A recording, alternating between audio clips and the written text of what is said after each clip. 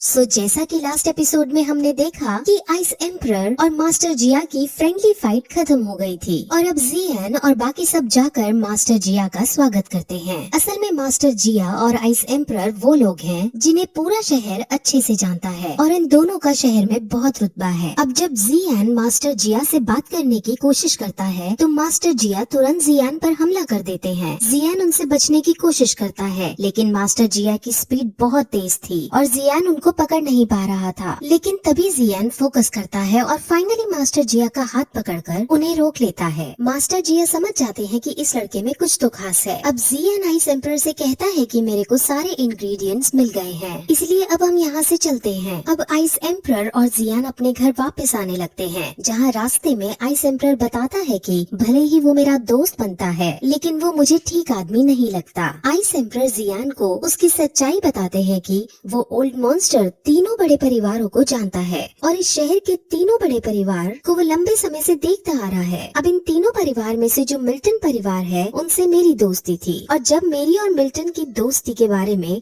इस old monster को पता चला तो उसे खलबली सी होने लगी थी, क्योंकि उसे हमेशा ये डर लगा रहता था कि कहीं मैं इसको इस शहर से बाहर ना निकलवा दूं। और आज भी वो तुम्हें इसलिए परखना चाह रहा था क्योंकि तुम मेरे साथ थे और वो अंदाजा लगा रहा था कि मेरे पास कितनी शक्ति का वॉरियर है। अब फिर जियान अपने घर आकर सारे इंग्रेडिएंट्स को इकट्ठा करके अपनी पिल बनाने लगता है, जिसके कुछ देर बाद वो पिल बना लेता है। और अब वो पिल को जब अपनी सोल पावर को रिस्टोर करने के लिए यूज करता है तब उसकी सोल पावर रिस्टोर होने लगती है। लेकिन अब भी वो उतनी नहीं पहुंच पाती जितना उसे अपने टीचर को जगाने के लिए चाहिए थी। वो बहुत ज्यादा उदास हो जाता है क्योंकि वो आज बड़ी उम्मीद के साथ अपने टीचर को जगाने लगा था, लेकिन अब वो हिम्मत बांधता है क्योंकि अभी भी उसके पास एक चांस और था। असल में अल्केमिस्ट कंपटीशन में जो चैंपियन को प्राइज मिलने वाला है उसका यूज करके जियान बहुत शक्तिशाली वाली सोल पावर को रिस्टोर करने वाली पिल बना सकता है। वहीं दूसरी तरफ हमें जियान के पिता जिहान को दिखाते हैं जो इसी शहर के अंदर आ रहे होते हैं। वहाँ वो एक आदमी को देखते हैं जो किसी से बचकर भाग रहा था कि तभी वहाँ कुछ अलग से दिखने वाले आदमी जो शायद रोबोट्स हैं वो आ जाते हैं और उस आदमी पर हमला करने लगते हैं। अब जिहान तुरंत उस आदमी को वहाँ बचाने जाता है। इन क्रीचर्स का नाम अभी क्लैरिफाई नहीं हुआ है, इसीलिए कुछ समय के लिए मैं इन्हें रोबोट्स ही कहूंगी, जिस वजह से जिहान को बहुत दिक्कतों का सामना करना पड़ता है। लेकिन कैसे न कैसे करके वो उन सभी को मार देता है। अब जिहान उस आदमी से मिलते हैं जो उनसे डर कर भाग रहा था। असल में वो मिल्टन हाउस का एक जासूस था जो शहर में चू एम्पायर के इलीगल एक्टिविटीज पर नजर रखता था। असल में चू एम्पायर इस शहर का दुश्मन है जो इस शहर को बर्बाद करना चाहता है। चू एम्पायर जियामा एम्पायर के बगल में सिचुएटेड है और इनके बीच अक्सर छोटी मोटी लड़ाइयाँ होती ही रहती हैं। जियामा एम्पायर यही एम्पायर यानी यही शहर है जिसके अंदर ये कंपटीशन हो रहा है। चू एम्पायर के अंदर बहुत सारे पॉइजन मास्टर हैं और उनका मेन हथियार मेनली पॉइजन ही होता है। अब फिर जिहान उस आदमी से याफी का पता पूछता है और याफी के पास जाने लगता है। अब जियान अल्केमिस्ट कंपटीशन के अंदर आता है जहाँ अब औता उसे रूल समझाते हैं। यहाँ 2 राउंड्स होने वाले हैं जिसमें पहले राउंड को क्लियर करने वाले पार्टिसिपेंट्स सेकेंड राउंड में प्रमोट होंगे और जो सेकेंड राउंड जीतेगा उसे विनर घोषित कर दिया जाएगा। यहाँ 2000 से ज्यादा पार्टिसिपेंट्स हैं और इनमें से एक पार्टिसिपेंट चू एम्पायर की तरफ से भी आई है। चू एम्पायर की तरफ से जो पार्टिसिपेंट आई है वो ली नाम की लड़की है और उसके साथ उसके वो रोबोट्स भी थे। अब कंपटीशन बहुत धूमधाम से शुरू किया जाता है जहाँ प्रेसिडेंट फामा,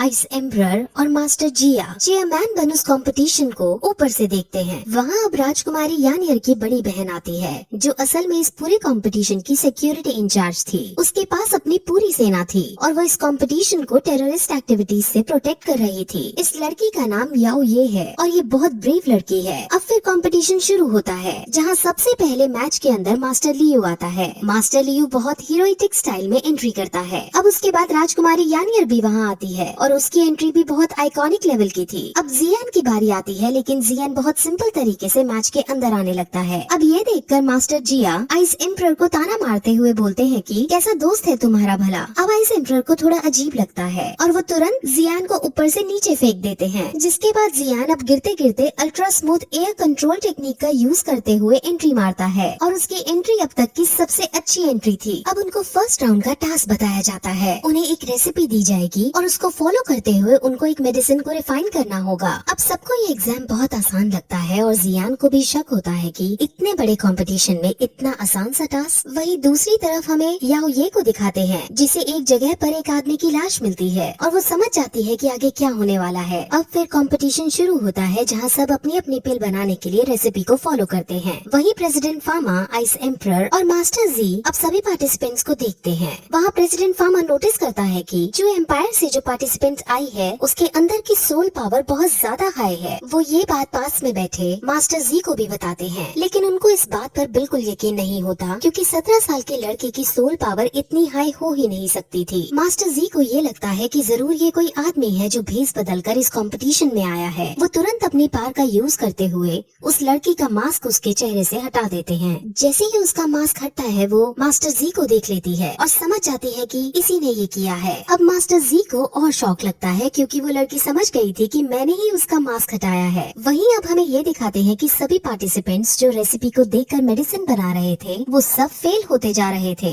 यानी उनकी दवाई खराब होती जा रही थी। किसी को कुछ समझ नहीं आता और वो फिर से रेसिपी को देखकर मेडिसिन बनाना शुरू करने लगते हैं, लेकिन अब इस बार उनसे दवाई नहीं बन पा रही होती। जियान से भी वो मेडिसिन नहीं बन पा रही होती और उसका भी ओवन काला धुआं देकर फट जा रहा होता है। अब किसी को कुछ समझ नहीं आता कि आखिर हम गलती क्या कर रहे हैं। वहीं वो लड़की बाकियों का खूब मजाक उड़ाती है और खुद अपनी मेडिसिन को अच्छे से बना रही होती है। उसको मेडिसिन बनाने में कोई दिक्कत नहीं होती और उसका ओवन बाकियों की तरह फट नहीं रहा होता। वहीं अब तभी याओ ये मास्टर जी के पास आती है और उन्हें कुछ कान में बताकर वहाँ से चली जाती है। वहीं अब मैच के अंदर पार्टिसिपेंट्स जब बार बार ट्राई करने के बाद भी मेडिसिन नहीं बना पा रहे थे, तब उनमें से बहुत सारे लोग मैच छोड़कर जाने लगते हैं। वहीं अब जियान इस टास्क की बारीकियों को समझकर फिर से अपनी मेडिसिन बनाने लगता है और इस बार ऐसा लगता है मानो उसकी मेडिसिन बनने ही वाली है। सब लोग सिर्फ उसे ही देखने लगते हैं और अब बाकी लोगों को समझ आ जाता है कि इस रेसिपी को सीधे सीधे फॉलो नहीं करना है। उन्हें पहले मेडिसिनल लिक्विड को प्यूरिफाई करना है और फिर इसके बाद मेडिसिन बनाना है। अब जियान ऐसा कर देता है और उसकी मेडिसिन तैयार होने लगती है। वहीं याली भी जियान को देखकर अपनी स्पीड फास्ट कर लेती है और दोनों अब जल्दी जल्दी मेडिसिन बनाने लगते हैं, लेकिन एट लास्ट जियान पहले मेडिसिन बनाकर फर्स्ट आ जाता है। वहीं अब और भी पार्टिसिपेंट जियान का तरीका देखकर अपनी अपनी मेडिसिन बनाने में कामयाब हो जाते हैं और अब जीते हुए पार्टिसिपेंट्स को नेक्स्ट राउंड के लिए क्वालिफाई कर दिया जाता है। अब सभी वापस जाने लगते हैं, जहाँ रास्ते में अभी भी याली गुस्से में थी क्योंकि वो हार गई थी। वहीं वो अपने पास खड़े दूसरे पार्टिसिपेंट्स को जियान की तारीफ करते हुए सुन लेती है, जिसकी वजह से उसे और गुस्सा आ जाता है और वो तुरंत उस पर हमला कर देती है और उसको बेरहमी से मार डालती है। अब आज इन जीते हुए पार्टिसिपेंट्स के लिए दावत होने वाली थी, इसीलिए जब जियान वहाँ से बाहर निकल रहा होता है तब उसे मिलने ये तीनों लड़कियाँ आती हैं और वो जियान को आज की दावत में न्योता देती हैं। लेकिन जियान ये कहकर कि वो बहुत थक गया है उन्हें मना कर देता है और वहाँ से आगे बढ़ने लगता है। अब उसके बाद राजकुमारी यानियर आती है जो उसकी तारीफ करने लगती है। असल में राजकुमारी यानियर का दिल जियान पर आ चुका था। अब वो दोनों साथ ही बाहर निकलते हैं, जहाँ वो याली को देखते हैं जिसने कई सारे आदमियों को मार डाला था और वहाँ मास्टर लियो उससे लड़ने की कोशिश कर रहा था, लेकिन याली मास्टर लियो को बच्चा कहकर उस पर अटैक करती है और वहाँ हर जगह पॉइजन छोड़ देती है। उस पॉइजन से सभी लोग बेहोश होने लगते हैं। मास्टर लियो थोड़े शक्तिशाली इंसान थे, जिस वजह से उसे बेहोश होने में वक्त लगता है। याली अब मास्टर लियो के पास जाती है और उसे कहती है कि तुम मेरे आज के प्लान को बर्बाद नहीं कर सकते, और फिर मास्टर लियो भी बेहोश हो जाते हैं। अब जियान उस पॉइजन से बिल्कुल बेहोश नहीं होता। याली जियान को देखकर इम्प्रेस होती है और फिर उस पर अपने रोबोट्स को मारने के लिए भेज देती है। जियान उसके रोबोट्स को अपनी फाइटिंग स्किल्स का यूज करते हुए मारने लगता है, लेकिन तभी याली एक इल्यूजन क्रिएट करती है और चारों तरफ धुआं ही धुआं हो जाता है। जिसके बाद जियान जब आँख खोलता है तो वहाँ एक भी डेड बॉडी नहीं पड़ी होती और बाकी लोग भी होश में आ जाते हैं और याली ये कहकर चली जाती है कि तुम लोगों के साथ मस्ती मजाक करके अच्छा लगा। यानी अब जियान वगैरह उसकी कोई शिकायत भी नहीं कर सकते थे क्योंकि उनके पास कोई सबूत नहीं था। वहीं अब जियान अपने घर जाता है जहाँ वो याली के बारे में ही सोच रहा होता है, लेकिन तभी वहाँ रोबोट्स आ जाते हैं। वो पहले तो वहाँ एक पॉइजन छोड़ते हैं जिससे जियान अपनी डॉग की पावर यूज नहीं कर पाता और फिर सब एक साथ उस पर हमला करने लगते हैं। लेकिन तभी वहाँ उसको बचाने के लिए आइस एम्परर आ पहुँचते हैं और उसको वहाँ से निकालकर सब रोबोट्स को मार देते हैं। वो उसको बताते हैं कि ये सब रायता याली ने ही फैलाया है और अब उसे उसको जड़ से खत्म करने जाना ही होगा। अब जियान भी उनके साथ उड़कर जाने लगता है। वहीं दूसरी तरफ जिहान याफी से मिलता है और वो दोनों अब जियान को ढूंढते ढूंढते उसके घर तक पहुँचते हैं, लेकिन उन्हें वहाँ पता चलता है कि जियान कहीं गया है। अब वो दोनों फिर से आपस में बात करने लगते हैं, जिसमें पहले तो वो याफी को कांग्रेट्स करता है क्योंकि ऑक्शन के अंदर याफी को प्रमोशन मिल गई थी, और फिर याफी से वो और भी कई तरह की बातें करता है जिसमें वो जियान के बारे में भी बात करता है। याफी बताती है कि 3 साल पहले जो जियान आपने देखा देखा था वो जियान अब पूरी तरह से बदल गया है। जब आप उसे देखेंगे तो खुद समझ जाएंगे। वहीं जियान उड़ते उड़ते आइस एम्परर के साथ जा रहा था। वो उस लड़की के बारे में बात करता है और कहता है कि क्या सच में एक कंपटीशन में हार जाने की वजह से उसने मुझे जान से मारना चाहा। उसे ये बात कुछ हजम नहीं हो रही थी, लेकिन तभी उसे याद आता है कि जब याली की मास्टर लियू से लड़ाई हो रही थी तब याली ने ये कहा था, तुम मेरा आज रात का प्लान बर्बाद नहीं कर सकते। यानी अब जियान समझ जाता है कि याली का प्लान कुछ और है और तभी उसे आज की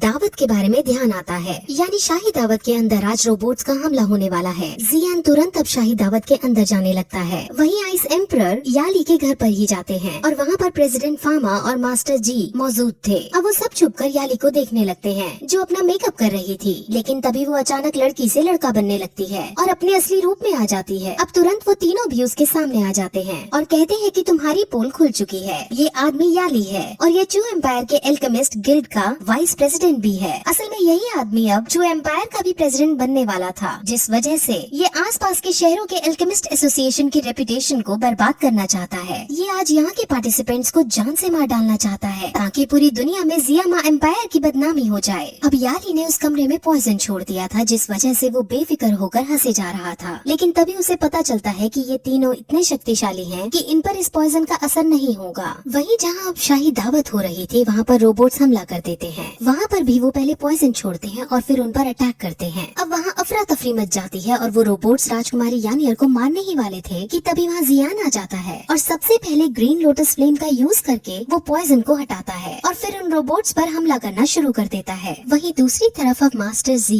गुस्से में आ सीधे उसका गला दबाकर उसे मारने लगते हैं, लेकिन अभी उसको वो जान से नहीं मार सकते थे क्योंकि अभी ये इस कंपटीशन में पार्टिसिपेंट बना हुआ है और अगर किसी पार्टिसिपेंट की मृत्यु हो जाती है तो जियामी एम्पायर की बदनामी होगी। इसीलिए वो डिसाइड करते हैं कि कल के मैच हो जाने के बाद हम इसे मार डालेंगे। वहीं अब उन्हें ये पता चलता है कि याली ने अपने बहुत से आदमी शहर के हर कोने में छिपा दिए हैं ताकि इस मौके पर वो उन्हें हमला करने का आदेश दे सके। अब अपनी इस प्लानिंग पर गर्व करते हुए याली जोर जोर से हंसता है, लेकिन अब हमें पता चलता है कि याओ ये ने पहले ही जो एम्पायर के षड्यंत्र के बारे में पता लगा लिया था और जब मैच चल रहा था तब उसने ये खबर इन तीनों को भी दे दी थी, जिसके बाद उन्होंने धीरे धीरे छुपे हुए सभी आदमियों को मार डाला था। वहीं दूसरी तरफ दावत के अंदर याओ ये भी आ जाती है और वो और उसकी सेना भी जियान का साथ देकर उन रोबोट्स को मार डालती है। अब राजकुमारी यानियर जियान को उसकी जान बचाने के लिए धन्यवाद बोलती है और अब मास्टर लियू भी जियान को धन्यवाद बोलता है। वहाँ सब धीरे धीरे जियान से इम्प्रेस होते जा रहे थे और राजकुमारी यानियर तो उसे ये तक कह देती है कि